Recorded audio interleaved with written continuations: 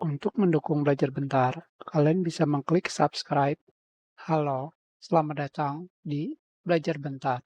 Sekarang kita akan belajar mengenai cara menghapus file update Windows 7 dan memperbaikinya jika terjadi error yang sayangnya tidak bisa diperbaiki, tetapi kalian bisa mendownloadnya kembali. Sekarang di sini kita akan menggunakan cara yang ini, yaitu kalian buka File Explorer, kalian pergi ke Local Disk C,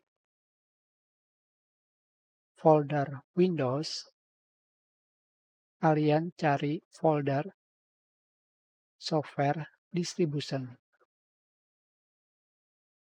Di sini,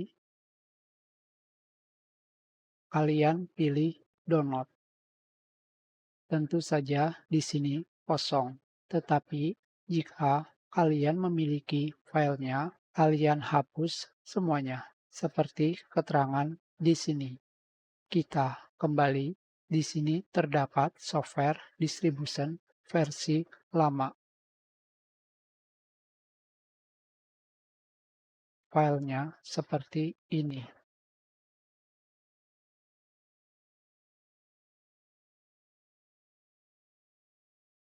Kalian bisa menghapusnya hanya seperti ini saja.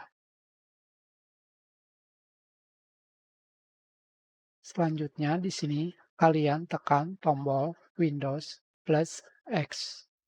Jika tidak bisa, kalian pergi ke Start menu, ketikkan CMD, klik kanan,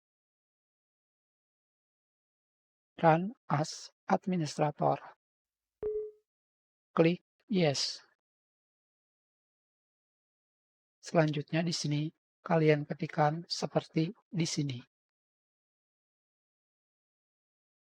wuauclt.x spasi garis miring update now, enter.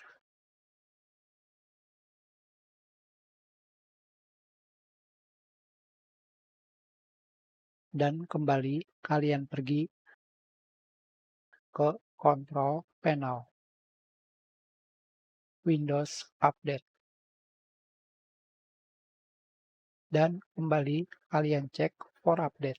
Selanjutnya kalian download kembali update Windows 7. Kita sudahi pelajaran ini. Terima kasih.